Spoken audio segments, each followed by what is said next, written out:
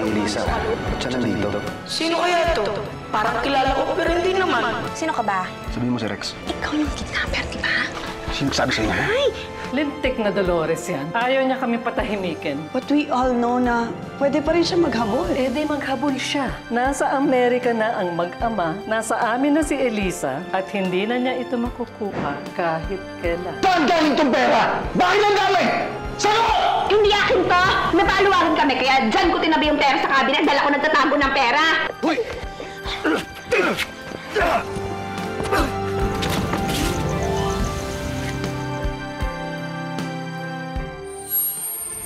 Ito. Bihira.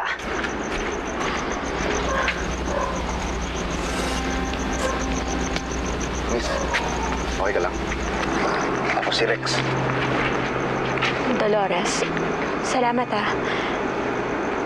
may sugat yung labi mo. Gusto mong gamutin muna natin sa bahay? Sige.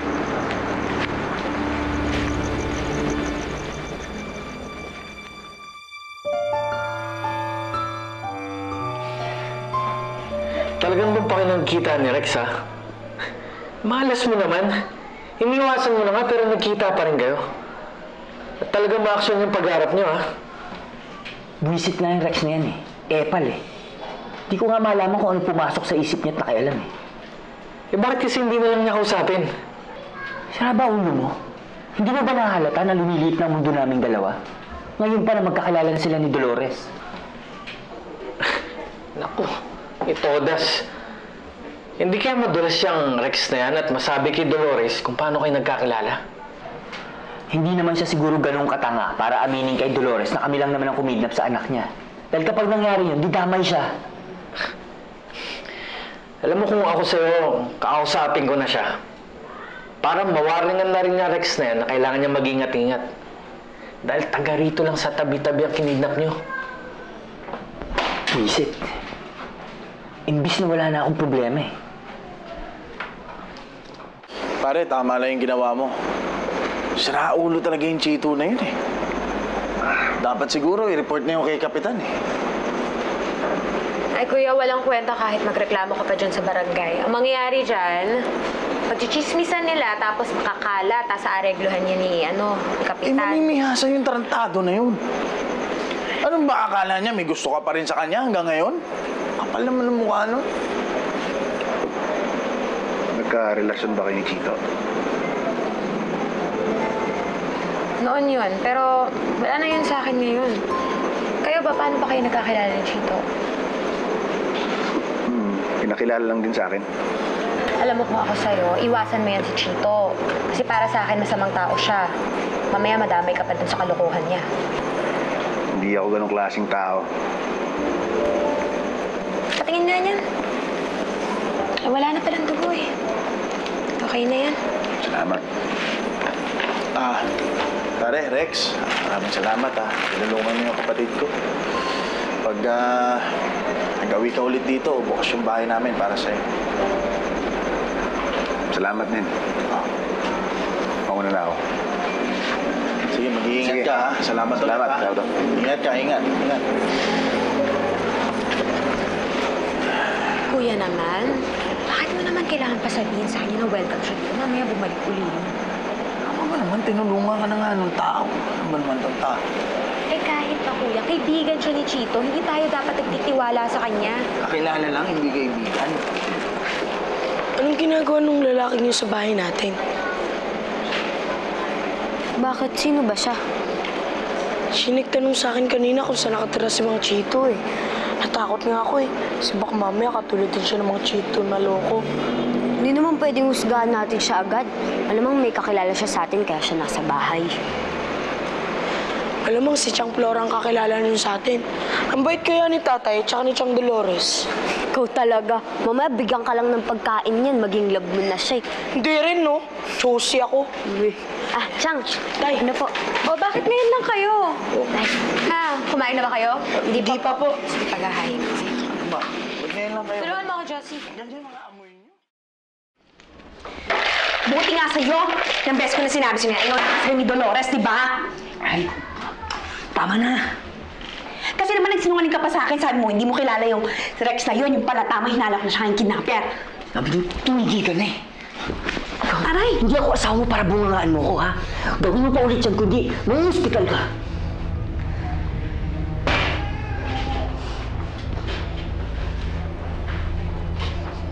Oo na. Tigil na ako. Ang ingay mo kasi. Kapag nalaman ni Dolores yung tungkol kay Rex, damay ka. Wala ka na ngang pera, makukulong ka pa. Yung ba gusto mo? Ha? Ayoko. Sorry na. Ikaw naman kasi, nagsinungaling ka pa sa akin. Alam mo namang kakampi ako. Huwag ka na magalit. Ha? Sorry na. Sensya na, bukas pinto eh.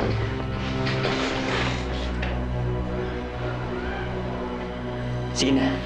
Lumabas ka muna, mag-uusap lang kami. Kiraan.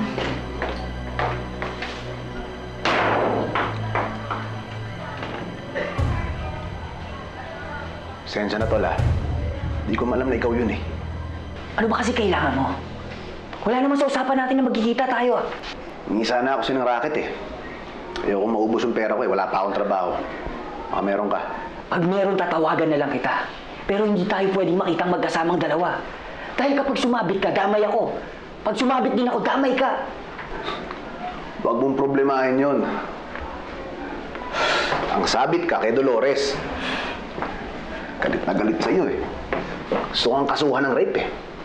Eh naman ngayon gusto mo palabasin na nagpakabayani ka. Bakit? May gusto ka ba kay Dolores? Oo. Bakit kukontra ka? Talagang kukontra ako. Dahil siya ang nanay ng batang kinidnap mo.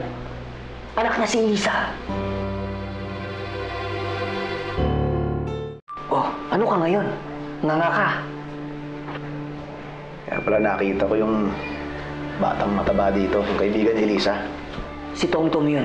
Pamangkin yun ni Dolores. Kaya kung ano man yung binabalak mo, tigilan mo na yan. Bakit? Di naman niya alam na ako kumita dun sa mga bata eh. Walang kaso yun. Anong wala? Eh paano kung mabuko ka? Mabubuko lang ako pag ikanta mo ko. Gagawin mo ba yun? Siyempre hindi, dahil dawit ako. Eh paano kung madulas ka? Ano ako, bobo? Ang sabihin mo, ayaw mong porma ko si Dolores. Kasi may gusto ka pa sa kanya, gagahasain mo nga eh. Hoy, lasing lang ako nun. Saka pinagsawaan ko na yun. Hindi ko naman alam na mahilig ka pala sa tira eh. Umaong ululin. Ang sabihin mo, laos ka na kay Dolores. Alam mo, wala akong pakialam kung may gusto ka kay Dolores. Basta mag-ingat ka dahil hindi ka nakakasiguro na hindi ka nakilala ni Tomtom. Hindi niya ako kilala, hindi niya nakita mukha ko. Eh yung pangalan mo, hindi ba niya alam na Rex? Rex! Yun yung pangalan niya, Rex. Parang ganyan yung isang pangalan ng lalaking nangidap sa amin ah. Tom, maraming taong pangalan ng Rex. Malay mo, pangalan niya lang yun. Kaya nga nung una parang gusto ko sana siyang iwasan dahil kakilala niya si Chito. Pero naisip ko, hindi porke kapangalan niya yung isang kidnapper, pagdududahan na natin siya. Tsaka ano namang kinalaman niya dun? Kung masamang tao si Mang Rex, di sana hindi niya iniligtas si Chang Dolores kay Mang Chito. Alam mo, totoo rin.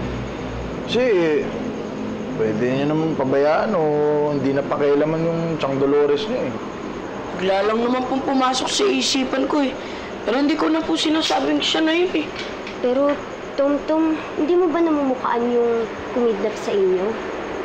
Kasi, kung mahuli siya, sasabihin niyo hindi sangkot si Chang Dolores.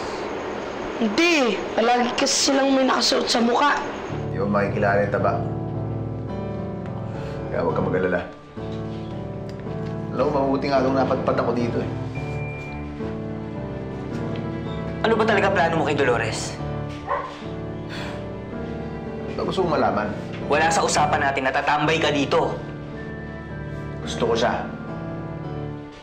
Pwede ko siyang sutahin. Sirang ulo ka ba? Nanay siya ng batang ginawan mo ng kalokohan, tapos didiskartehan mo? Oh, bawal ba? Eh, paano kung mabuking ka? Ako na po problemahin niya.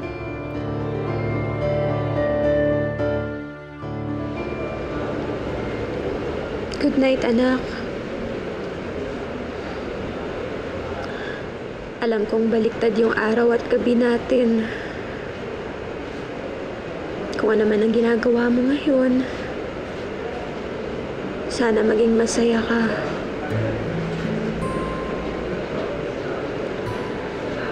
Huwag mo na akong isipin. Huwag kang malulungkot, ha?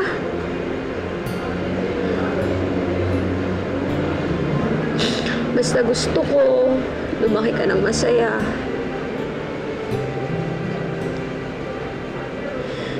Maiintindihan ko naman eh. Kung balang araw ay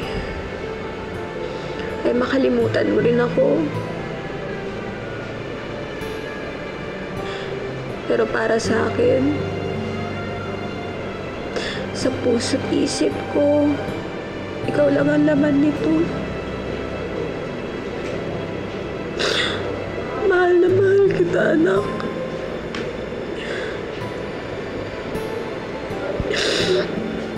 Sana sa bawat pagtulog ko ay mapalinganipan kita.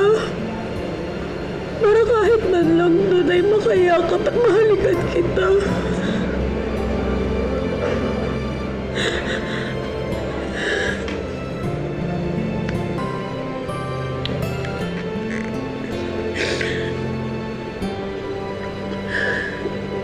Huwag kang mag-alala sa akin, Tak. Hindi ko papabayaan ang sarili ko. Magsisikap ako at paghahandaan ko ang pagkikita natin. Para balang araw, may pagmalaki mo naman ako.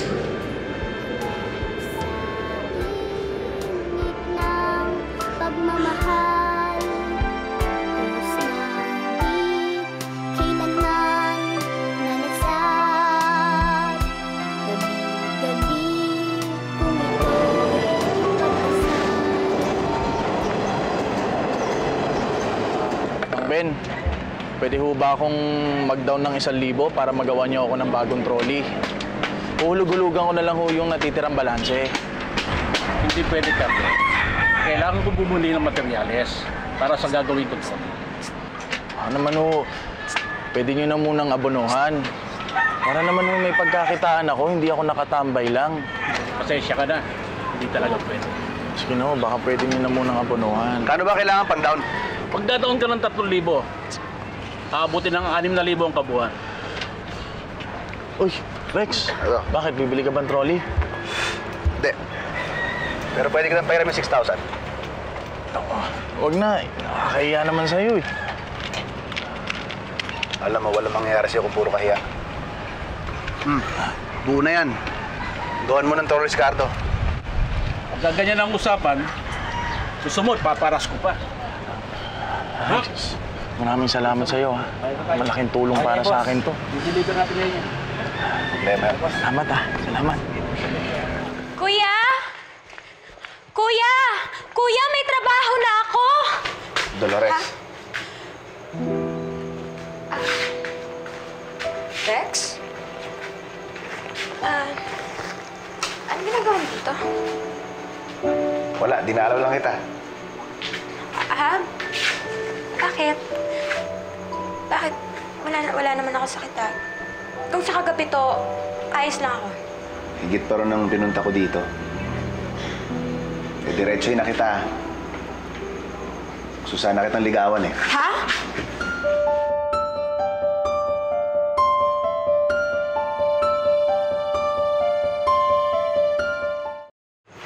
Nagulat ka ba?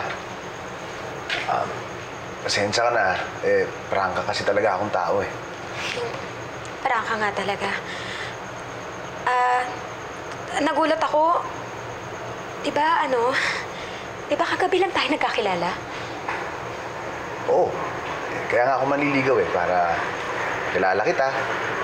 At kung handa ka naman, makilala mo rin ako. Ha? Nasaan na ba si Kuya? Ba't ang tagal? Hoy, Rex. Oh, Dolores, oh. Si Rex may dalang pagkain sa atin. Tara, kain tayo. Ha? Mukhang pinggan. Kuya, usap muna tayo. Ha? Bakit? Mag-usap muna tayo. Rex, dito ka lang muna. Mag-uusap tayo? Usap muna tayo sa kwarto. Diyan ka lang muna, ha? Ano ba yun? Oh, ano ba? Ano ba yun?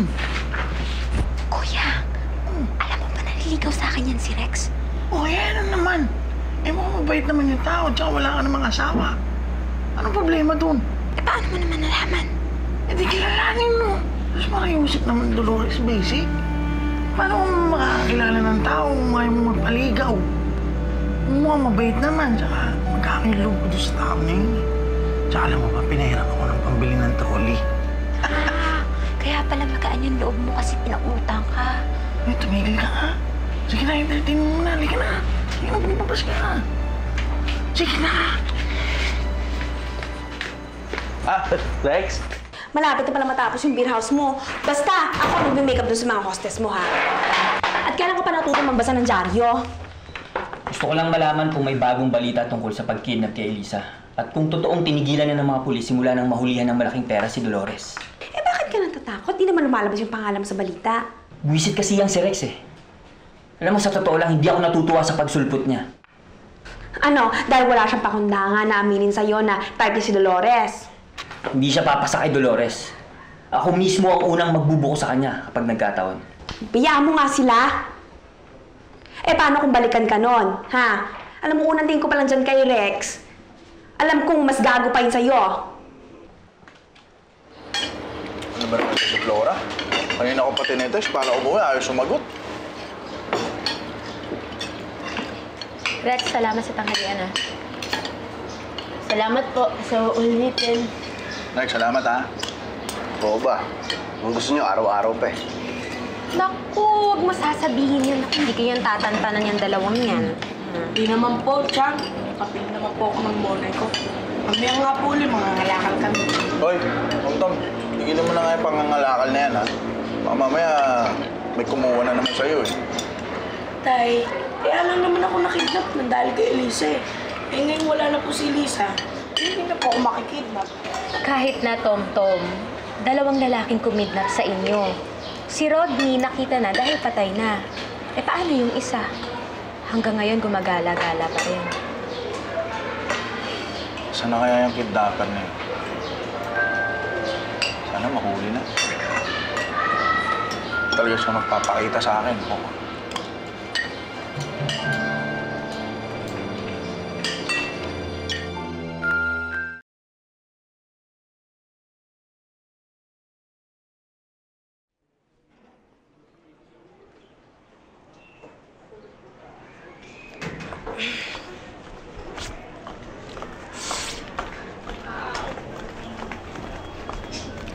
Uy! Ay!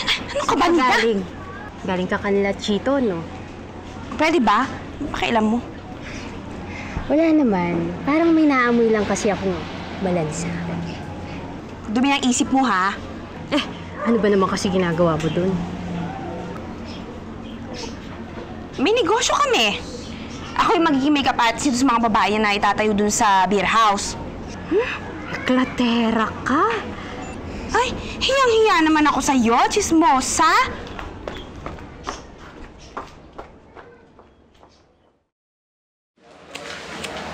Rex?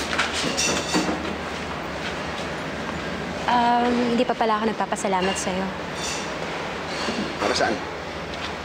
Sinabi kasi sa akin ni Kuya na umutang pala siya sa'yo ng pambili ng trolley. Hayaan mo, tutulong naman ako para mabayaran yon. May trabaho naman ako. Alam mo, Dolores, gusto kita. Sana balang araw magustuhan mo rin ako. Ang bilis mo naman, Rex. Sa edad kasi natin, hindi na bagay sa atin magpatumpik-tumpik pa. Pero hindi mo pa ako lubos nakakilala. Magugustuhan mo pa rin ba ako kung malaman mo na nakulong ako? Nakulong ka? Oo, nakulong ako. May anak ako, si Elisa. Anak ko siya sa isang lalaking milyonaryo na si Victor. Kinidnap siya, tapos ako ngayon yung tinuturong utak dun sa kidnapping. Ikaw? Pero hindi totoo yun. Nagtaka nga rin ako kung bakit yung 2 milyon nandun sa cabinet ko. Kaya yun tuloy, ako tuloy nadidiin ng pamilya ni Victor. Eh, madali naman akong ituro na suspect kasi mahirap lang ako. Ngayon na nalaman mo na yung totoo. Liligawan mo pa rin ba ako? Oo. Alam Alam ko namang hindi ko magagawa yun. Sinasabi mo ba yan dahil naniniwala ka o inuuto mo lang ako? Nararamdaman ko hindi mo kayang gawin yun. Oo, may anak ka. Wala akong pakialam sa nakaraan mo.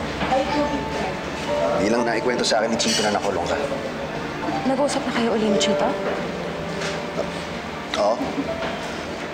Nandun pa kayong shota niya sa bahay. Dolores! Oh, Dolores, may pagkain pa ba? Nagugutom Oo, meron sa loob. Tinatawag ka dyan ba't ngayon ka lang? Ay, wala akong battery. Rex? Rex? Rex, si Laura. Siya yung misis ko. Si pala misis mo? Siya. Nakita na kita.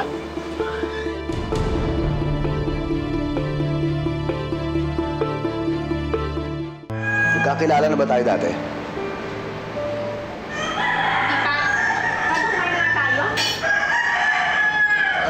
Sige na, kumain ka na.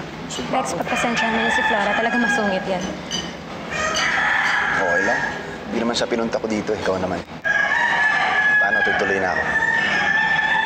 Siya nga pala, madalas na akong wala sa bahay dahil may trabaho na ako. E di, susunduin sa trabaho mo. Mauna na ako. Cardo, mauna na ako. Oo, sige. Flora. Ingat ha. Salamat. Salamat.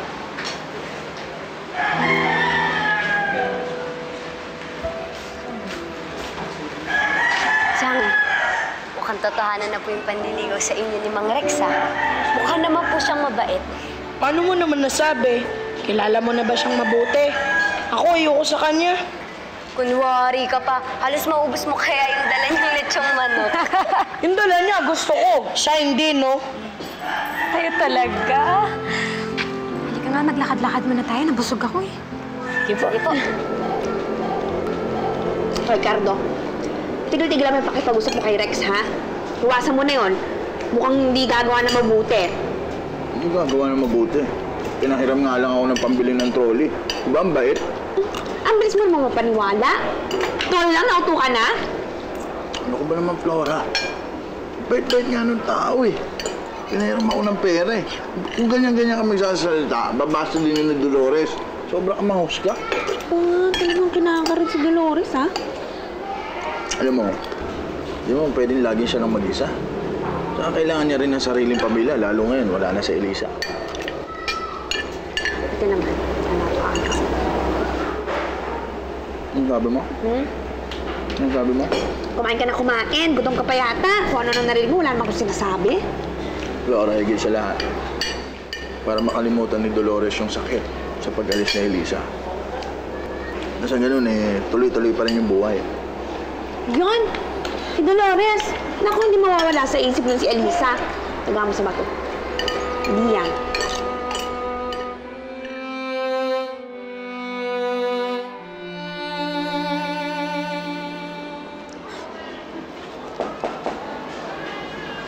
Nandyan si Dolores?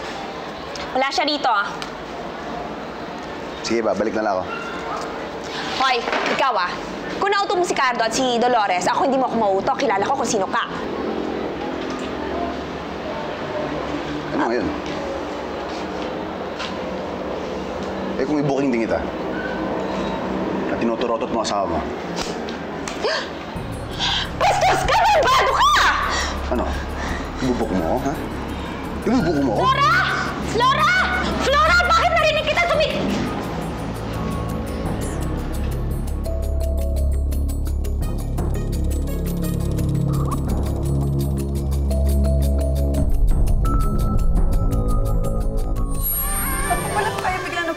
Victor and I are getting married. Kaya dito namin sa Pilipinas kasi magpakasal. Naiinis lang ako dumagdag pa tong si Rex. Eh baka naman nagsiselos ka lang dahil inayawan ka ni Dolores pero sa isang halang din ang bituang babag sa kanya. Mukhang nag-e-enjoy ka na sa pag-aalaga kay Elisa. I hated it. Alam mo kung hindi lang talaga anak ni Victor yan, hindi ko pagtitiisan. Hindi ko yan naalagaan. Ano ginagawa mo, Elisa? Ano ba yan? Bakit mo sinubo yan? Iluwa mo yan, sabi. Iluwa mo! Pasensya ka na, Imelda. Ikaw yung kinaladkad ko dito. Eh, kailan mo ba titigilan ng pagpunta dito? Katukin ko kaya, baka bumalik lang sila Victor at Elisa. Dolores! Hoy!